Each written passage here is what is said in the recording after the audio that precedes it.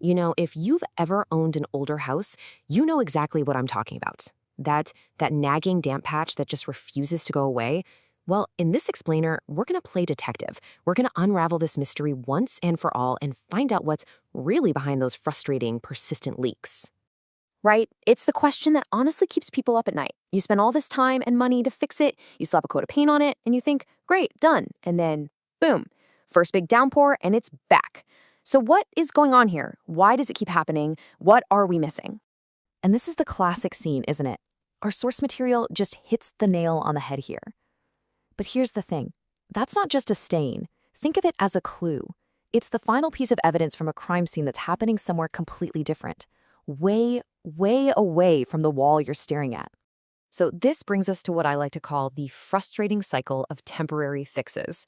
And it's such a common trap, right? It costs you time, it costs you money, and honestly, it just drives you crazy. You do everything right. You get a decorator in, you get it replastered, repainted, and for a while, yeah, it looks perfect. But all you're really doing is treating the symptom, not the actual disease.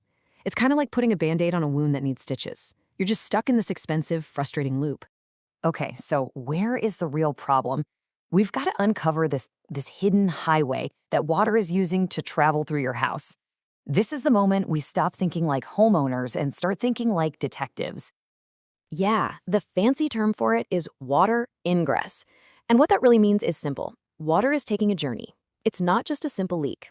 It finds a tiny way in, then it travels totally hidden before it finally pops up and says hello on your bedroom ceiling. And this is how that secret journey usually plays out. Step 1.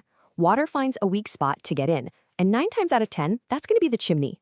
Step 2. It starts its silent trip, using your wooden rafters like its own personal highway system. And then step 3, the grand finale. It shows up as that damp patch you know and hate. Often, and this is the crazy part, meters away from where it actually got in. So what is that number one weak point? The number one unseen cause? It's the lead flashing. That's it. That's the main culprit. It's subtle. It's so easy to overlook. But almost every time, that is the key to solving this whole mystery.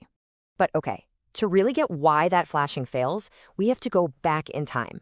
We're talking about a 200-year-old problem here. Because old houses, they're just built differently. And that is the absolute key to understanding all of this. Take Georgian properties, for instance. They weren't built to be these rigid, airtight boxes like modern homes. Nope, they were made with things like green timber and lime mortar. The whole point was that they were designed to, well, to move, to flex, to literally breathe with the seasons. And here's where the big conflict comes in. You got these old roofs that are meant to move. And then you have modern roofing materials that are all about being rigid and stiff. So what happens when you try to slap a modern rigid fix onto a house that needs to breathe? Well, you don't fix the leak. You actually make it worse. You trap the moisture inside, and that can lead to rot and some really serious damage. And that is why this isn't a DIY job. It takes a specialist's craft. You absolutely have to use traditional solutions for these traditional buildings. You can't just go down to the hardware store and grab the latest sealant. You have to respect how the house was built in the first place. So what does that look like? Well, proper heritage lead work involves some serious skills. We're talking about techniques like bossing, which is basically shaping the lead without cutting it, and welding to make these super durable joints. Then the lead is dressed, which means it's carefully molded by hand to perfectly fit all the weird, irregular shapes of old brickwork. I mean, this isn't just roofing, it's artistry. And you know what? The materials matter just as much as the skills.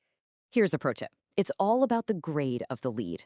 A real specialist will use what's called Code 4 or Code 5 lead. It's thick, it's durable, it's built to last.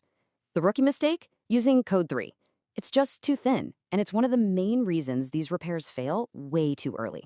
It's a tiny detail, but it's the difference between a fix that lasts a decade and a solution that lasts a century. Okay, let's just look at the hard numbers for a second. The service life for proper lead work? 60 to 100 years. Those modern alternatives? You'd be lucky to get 25 years out of them. So yeah, the upfront cost for lead is higher, no doubt about it.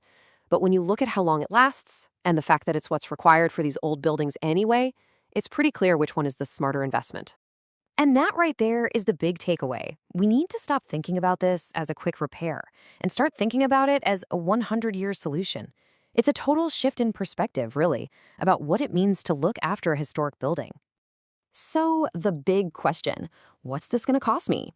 Well, our source material says a typical chimney lead flashing repair will run you somewhere between 600 and 1,400 pounds. It really depends on how easy it is to get to and, the size of the chimney. And yeah, that's a serious chunk of change.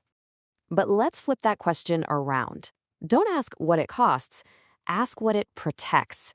For the next 100 years, what does that money actually buy you? It's not just a dry ceiling, it's protecting your timbers, your brickwork, the actual bones of your house. 100 years. I mean, think about that. That's how long a proper repair can last. It's an investment that will probably outlive all of us. It's a thing that finally stops that frustrating cycle of repairs and protects the house for whoever comes next. It's a permanent solution. And that kind of leaves us with one final thought, doesn't it? When you own one of these beautiful old homes, is the roof just a thing to keep the rain out? Or is it part of a commitment you've made to the history, the story of the building itself? Definitely something to think about the next time you see that damp patch.